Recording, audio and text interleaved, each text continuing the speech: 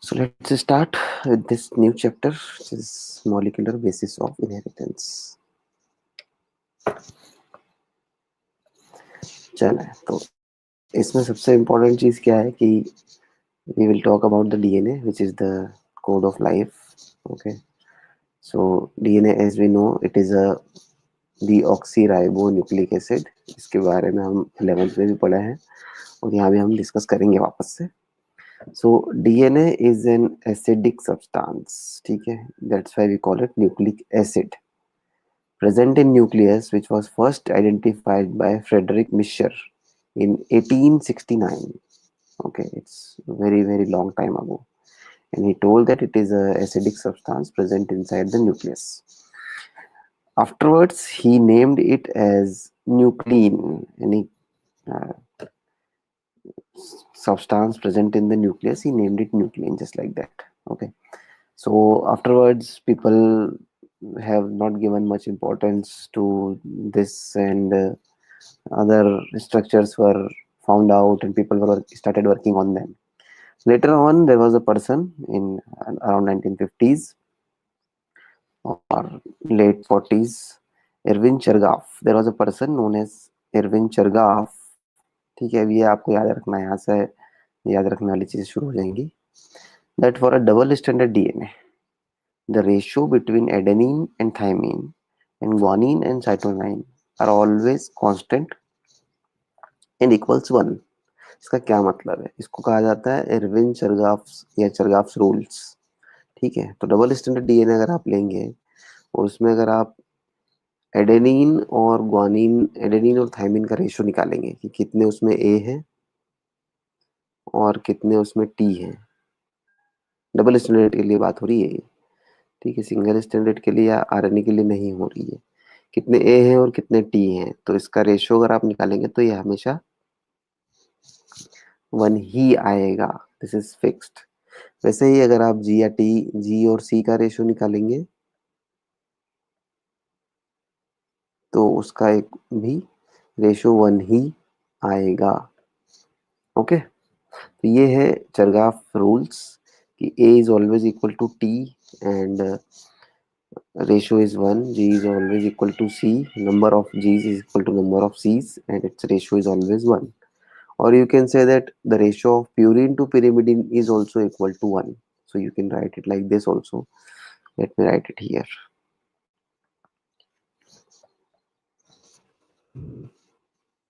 So purine divided by number of purines divided by number of pyrimidines, that will be equal to 1. Okay, so purines are A and G. So if you add up A plus G and you divide it by T plus C, so that will be equal to 1. Okay, so this is your purine, this is your pyrimidine, and the ratio will be 1. So this actually led a very strong basis to find out the structure of DNA, because to finding the structure of DNA was itself a puzzle, that what DNA should look like. So he did this experiment and he found the ratios that it should be like this. Then there was a person, Maurice Wilkins, and his student Rosalind Franklin. So this is the lady who actually found the X-ray diffraction structure of DNA, which led to the basis of its helical structure. Okay, कि DNA जो होता है वो helical दिखता है. ये information हमें मिली थी उसके एक्सरे से. ठीक है, तो एक्सरे डिफ्रैक्शन पैटर्न बनाया जाता है मॉलिक्यूल्स का और उनसे उनके स्ट्रक्चर्स को निकाला जाता है. It is one of the very renowned method or one of the very used method to find out the structure of DNA. Okay, nowadays people use NMR also, but X-ray is one of the very used method. Okay, so Rosalind Franklin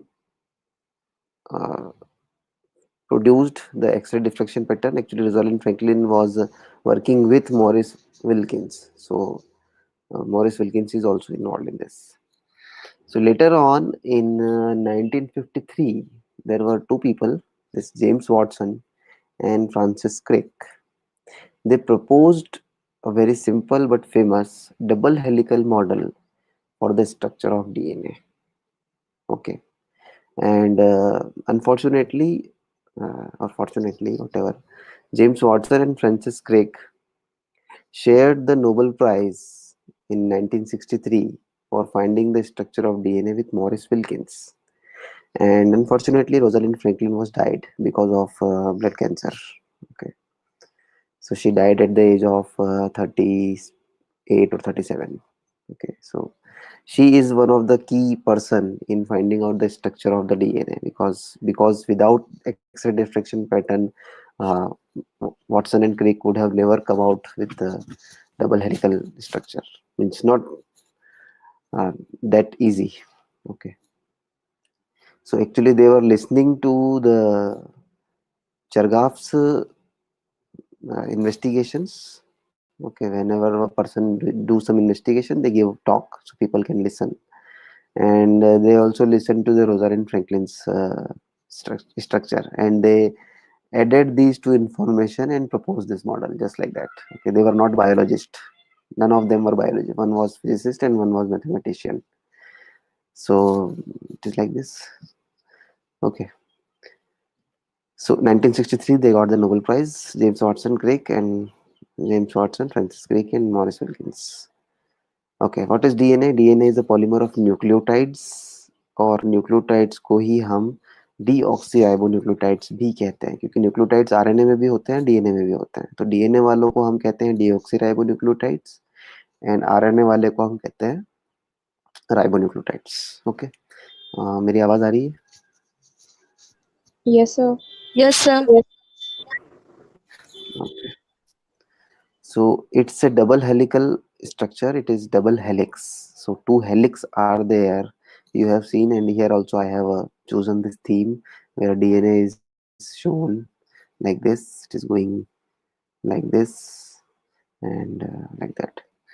So its length is decided by the number of base pairs of nucleotides present in it. जितने भी nucleotide होंगे, so they will decide the base pairs, the length of the DNA. अब ये जो length होती है DNA की या क्रोमोसोम्स की, ठीक है, that is a characteristic feature of each species. Her species में जो डीएनए की लेंथ होती है ना, वो अलग अलग होती है, ठीक है, और वो स्पीसीज वाइज फिक्स्ड होती है.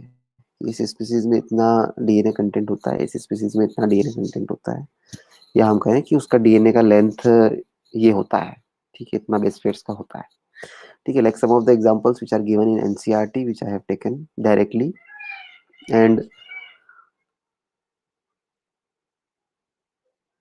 you have to remember this also. Okay, most importantly you have to remember this.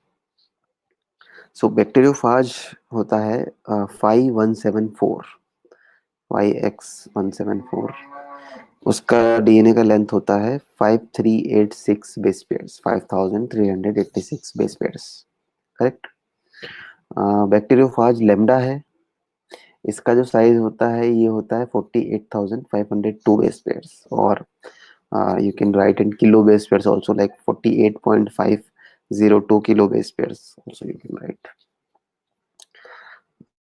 In the same way, E. coli bacteria is there. Its length of DNA is 4.6 million base pairs, which is 4.6 into 10 to the power 6 base pairs. And what's the size of humans DNA? Length of DNA in humans.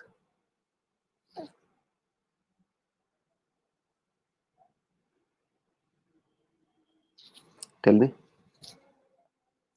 What is the length of DNA in humans? So let me tell you, it is 3.3 billion base pairs for haploid, है ना? 3.3 into 10 to the power 9. 10 to the power 9 base pairs. Okay, this is for haploid, N के लिए है ये. What will be the length for diploid? 2n के लिए कितना होगा?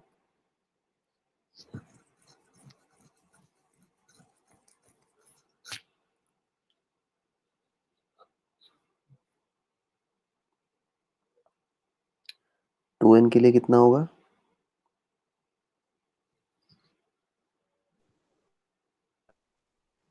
6.6 into 10 to the power 9. Yes, so you just have to double this number. That will be 6.6 into 10 to the power 9 base pairs. चले. Now, structure of DNA, what is there in the DNA? Let's have a look at this. So there are three components in the DNA. Uh, there is a pentose sugar, which we call as deoxyribose sugar. There are nitrogenous bases, which is purine and pyrimidine, and there is a phosphate group. Okay, so the nitrogenous bases are purines and pyrimidines. Purines are adenine and guanine. Okay, and pyrimidines are thymine and cytosine. And in RNA, in place of thymine, there is uracil. Correct. Then there is a term which we call as nucleoside. Okay, nucleoside. In this, when the sugar and base are present, we call it nucleoside. And when a phosphate group is also present, which we call it a nucleotide. So you see, DNA is a polymer of nucleotides, and each nucleotide is made up of three different components. Okay, so it should be like this. Here there is a, suppose this is sugar. Okay, I am just making symbolically, and this is, suppose, nitrogenous base. Okay, so I'm writing nitrogenous NB, and here there will be phosphate group attached to it. Okay,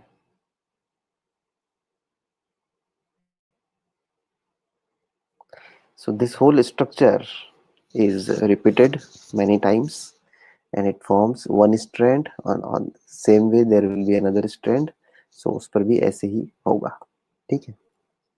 So this one nucleotide is made up of three different components: a deoxyribose sugar and phosphate. There is a backbone of sugar and phosphate, and these nitrogenous bases will get changed.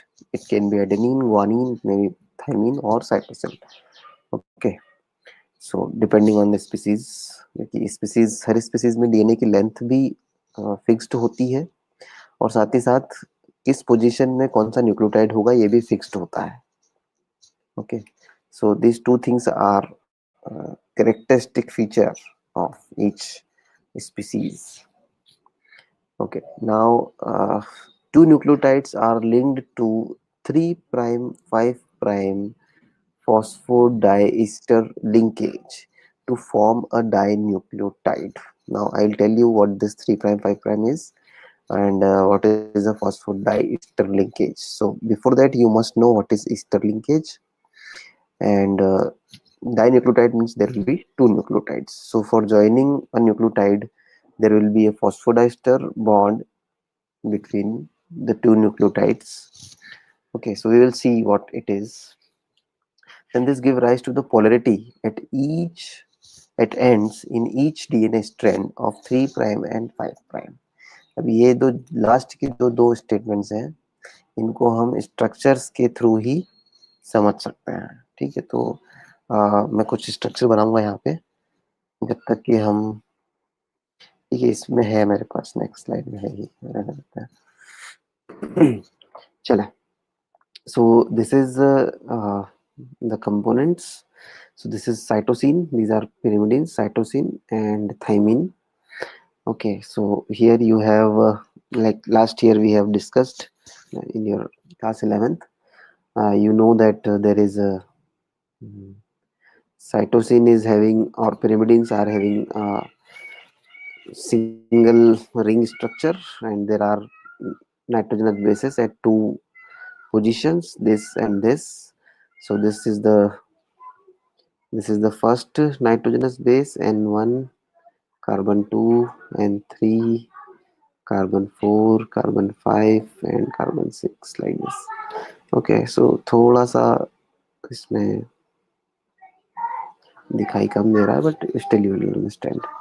चलिए, thymine में भी वैसे ही है, 1 2 3 4 5 6. Fifth पे methyl group है.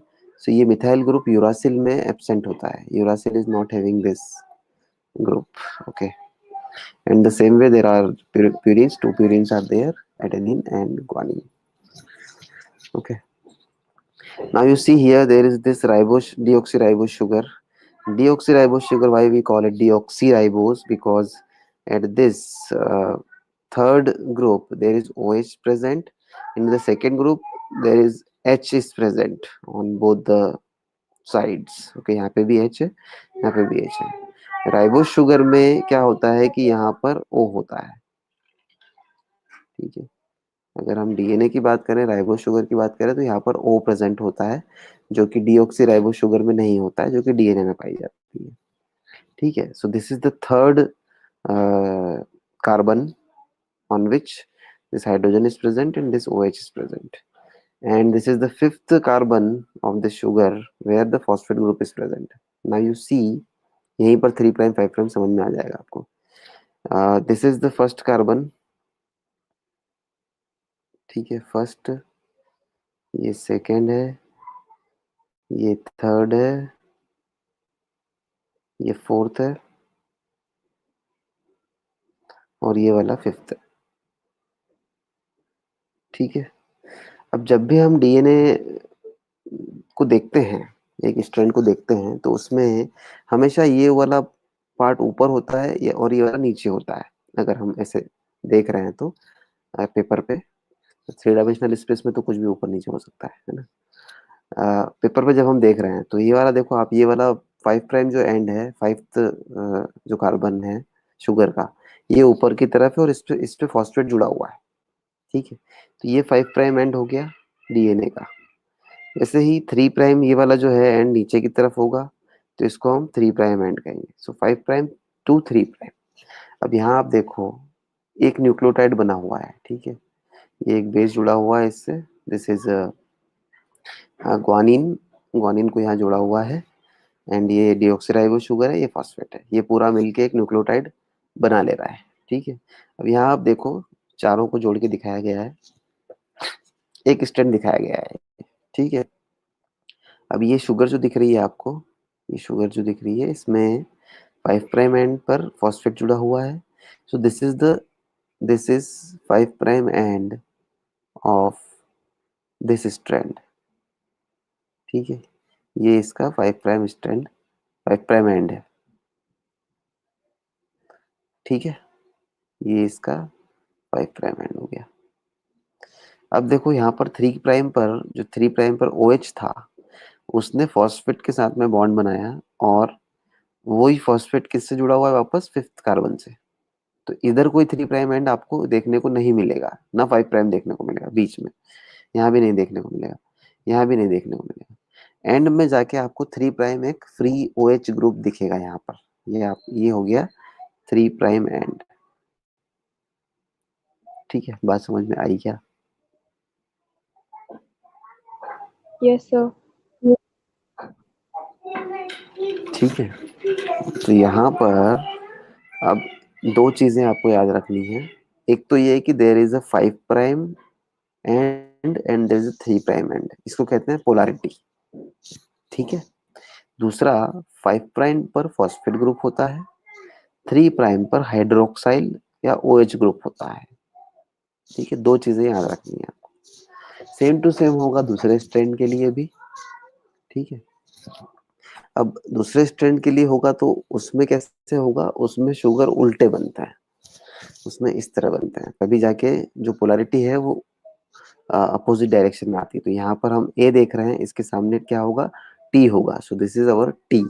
So T को हम यहाँ थोड़ा सा बना लेते हैं। अ,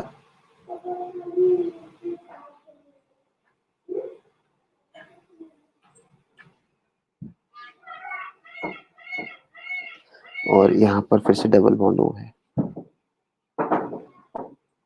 ठीक है, थोड़ी सी मैं इसकी वापस से लेंथ कम कर लेता हूँ, विड्थ कम कर लेता हूँ। और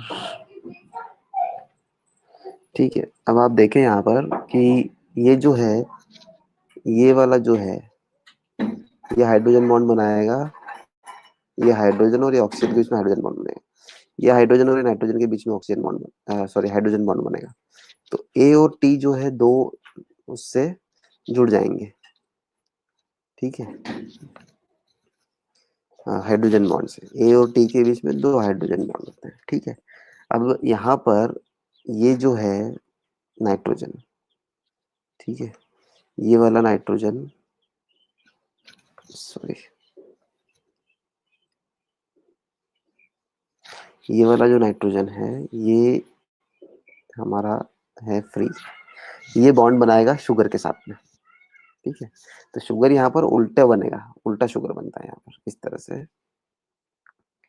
या एक मिनट, हाँ इसको उल्टा ही बना देते हैं हम। अ,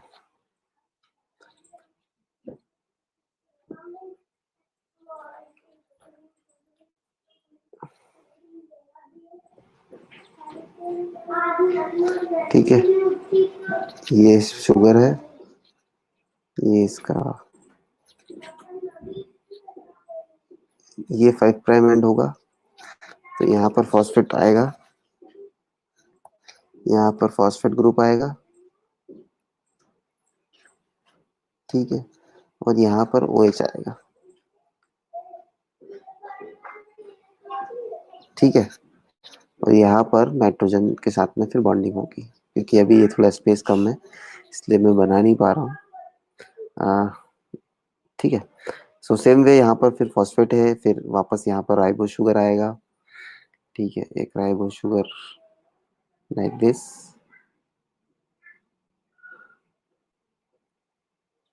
एंड वही 5th कार्बन पर फॉस्फेट आएगा, और ये जो OH है इससे ये बॉन्ड बना लेगा, फॉस्फेट ग्रुप, इस फॉस्फेट ग्रुप से ये बॉन्ड बन जाएगा। ठीक है, सो इस तरह से ये जो है बॉन्डिंग होगी, और ये जो फर्स्ट कार्बन है इससे नाइट्रोजन, ये वाला जो नाइट्रोजन है, फर्स्ट वाला नाइट्रोजन, ये जुड़ेगा। ठीक है, इस तरह से। तो ये मैं थोड़ा ऊपर बनाना चाहिए था, यहाँ बनना चाहिए था शुगर थोड़ा बाहर की तरफ, तब जाके इसके बराबरी में जो ये थायमिन है, तब जाके इसके बराबरी में आता है, ऐसे ऐसे।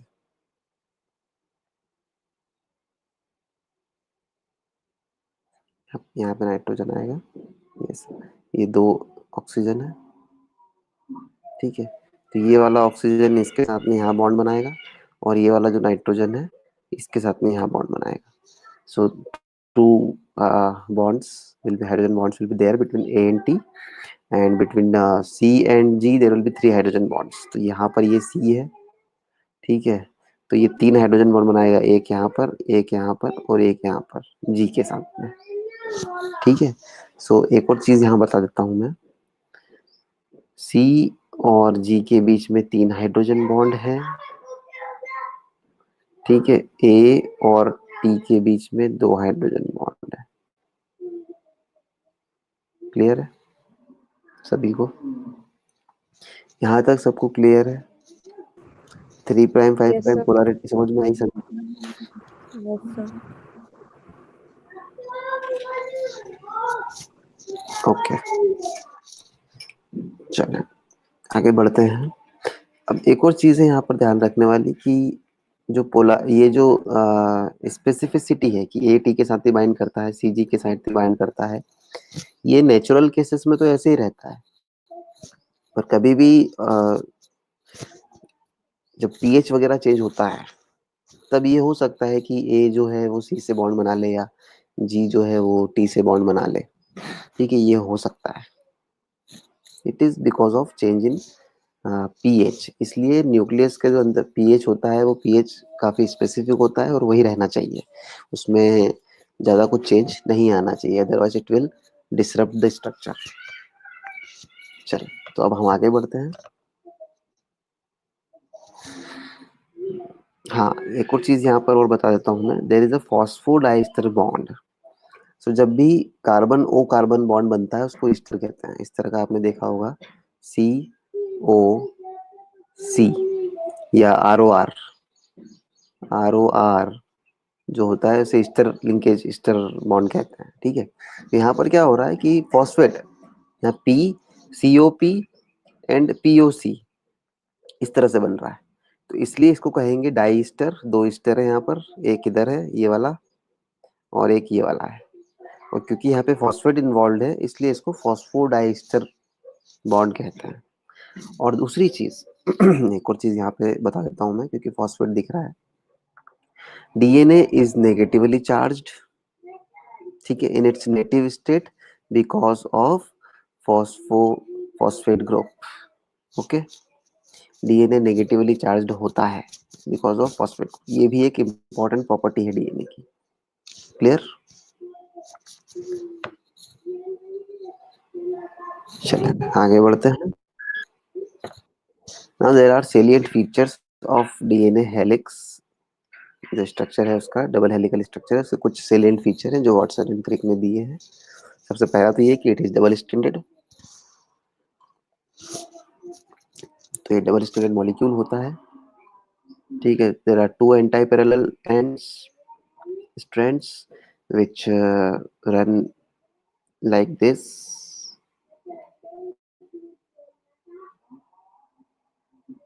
ठीक है, सो ये हो गया 5' एंड, और इसका ये हो गया 3' एंड। ठीक है, और ये 3' एंड होगा क्योंकि अपोजिट होगा, है ना, शुगर उल्टा बना होता है तो इसलिए ये उल्टा आएगा। और ये हो गया उसका 5' एंड।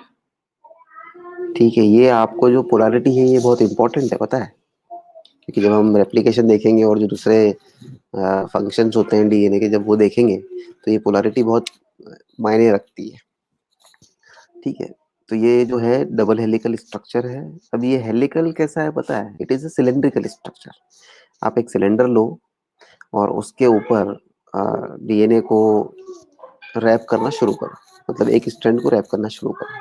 ठीक है, और फिर दूसरे स्ट्रैंड को कैसे रैप करेंगे, तो जहां से आपने शुरू किया है सिलेंडर में उसके ठीक अपोजिट साइड में, मतलब डायमीटर पे आपको दूसरे स्ट्रैंड से शुरू करना है अपोजिट डायरेक्शन में। तो इस तरह से जो डीएनए हेलिक्स है वो बन जाएगा।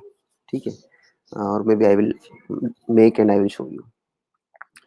ठीक है, ये एक पहला पॉइंट हो गया कि डीएनए डबल स्ट्रैंडेड होता है और इसके बीच में हाइड्रोजन बॉन्डिंग होती है। ठीक है, इस तरह से हाइड्रोजन बॉन्डिंग इनके बीच में प्रेजेंट होती है।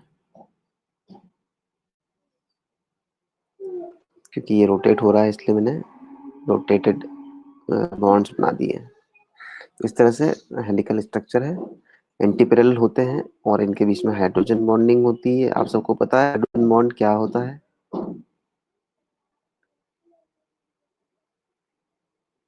हाइड्रोजन बॉन्ड आपको पता है क्या क्या होता है hydrogen bond?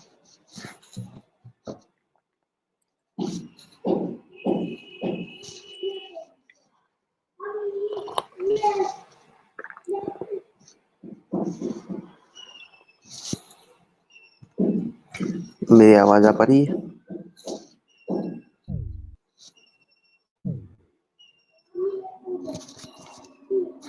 Vaishnavi, Babina, Yes, sir. मेरी आवाज आ रही है? So, बीच में थोड़ी आवाज। हम्म, तो मैं ये पूछ रहा हूँ what is hydrogen bond? Hydrogen bond क्या होता है? Do you know what is hydrogen bond?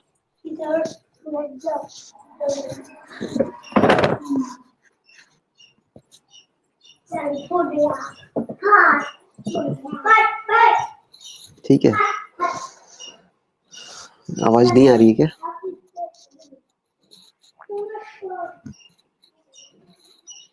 सृष्टि, या तो ये हो सकता है मुझे तुम लोगों की आवाज नहीं आ रही है ना? शायद ये हो रहा है। एनीवेज, तो हम यहीं तक देखेंगे आज वैसे भी, क्योंकि अभी ये थोड़ा सा इम्पोर्टेंट है, इसको हम अच्छे से डिस्कस करेंगे सारे। सो हाँ, हाइड्रोजन बॉन्डिंग से जुड़ा होता है दो स्ट्रैंड्स। हाइड्रोजन बॉन्ड की खासियत, हाइड्रोजन बॉन्ड मींस सिलेक्टेड है, उन्होंने सिलेक्ट किया है हाइड्रोजन बॉन्ड। सो इसका पहला प्रॉपर्टी है कि ये वीक है। वीक तो अच्छी बात नहीं है, कभी कभी वीक तो अच्छी बात है। ठीक है, दूसरा है कि दे आर स्पेसिफिक। ठीक है, ये स्पेसिफिक होते हैं काफी, ये काफी स्पेसिफिक होते हैं। ठीक है, हाइड्रोजन बॉन्ड हर कहीं नहीं बनते हैं। हाइड्रोजन बॉन्ड सिर्फ तब बनता है जब एक इलेक्ट्रोनेगेटिव एटम हाइड्रोजन से जुड़ा हुआ है। ठीक है, तो in case of like OH, ठीक है, कोवेलेंटली O जो है हाइड्रोजन से जुड़ा हुआ है। इसकी वजह से क्या होगा कि ये ऑक्सीजन इलेक्ट्रोनेगेटिव है, तो ये इस कोवेलेंट बॉन्ड के इलेक्ट्रॉन्स को अपनी तरफ खींचेगा, क्योंकि इसकी इलेक्ट्रोनेगेटिविटी ज़्यादा है, एफिनिटी ज़्यादा होगी इलेक्ट्रॉन से। तो ये पार्शियली नेगेटिव चार्ज हो जाएगा, It's 8 o'clock. और ये पार्शियली पॉजिटिव चार्ज हो जाएगा। ठीक है, अब ये पार्शियल जो नेगेटिव पॉजिटिव कैरेक्टर आया है इनके ऊपर, इसकी वजह से ये पोलैरिटी हो गई है इसमें, इस OH में पोलैरिटी है। अब यहाँ पर मान लो कि यहाँ पर दूसरा कोई O प्रेजेंट है। ठीक है, OH प्रेजेंट है एक और, ये भी पार्शियली नेगेटिव चार्ज होगा वापस, और ये पार्शियल पॉजिटिव चार्ज होगा। तो इनके बीच में, इस हाइड्रोजन और इस ऑक्सीजन के बीच में क्या होगा कि बॉन्ड बन जाएगा, इसको कहेंगे hydrogen bond. When an electronegative atom which is covalently bound with hydrogen atom forms an interaction with another hydrogen atom which is also bound with a electronegative atom, क्योंकि यहाँ पर इलेक्ट्रोनेगेटिव एटम नहीं होगा तो ये पोलैरिटी नहीं आएगी। तो ये पोलैरिटी आना जरूरी है इस हाइड्रोजन में भी और इस ऑक्सीजन या इस इलेक्ट्रोनेगेटिव एटम में भी। तो ऑक्सीजन है और नाइट्रोजन है, दो ही है यहाँ पर। तो आइदर ऑक्सीजन इज देयर और nitrogen is there which is forming the hydrogen bond. दूसरा ये होता है कि ये जो हेलिक्स है इसमें राइट हैंडेड कॉइलिंग होती है। तो इसके लिए आप राइट हैंड थंब रूल लेंगे, जैसे राइट हैंड को लेके उसमें से जैसे फिस्ट बना के थंब को बाहर निकालेंगे। जब थंब को बाहर निकालेंगे तो थंब मतलब ऊपर की तरफ पॉइंट आउट कर रहा है, तो ऊपर की तरफ जा रहे हैं हम, और जो फिंगर्स हैं वो हमारी काउंटर क्लॉकवाइज शो कर रही है मोशन जो है। तो काउंटर क्लॉकवाइज जब हम जाते हैं तो ऊपर की तरफ, तो ये राइट हैंडेड हेलिक्स आता है। ठीक है, it will be like this.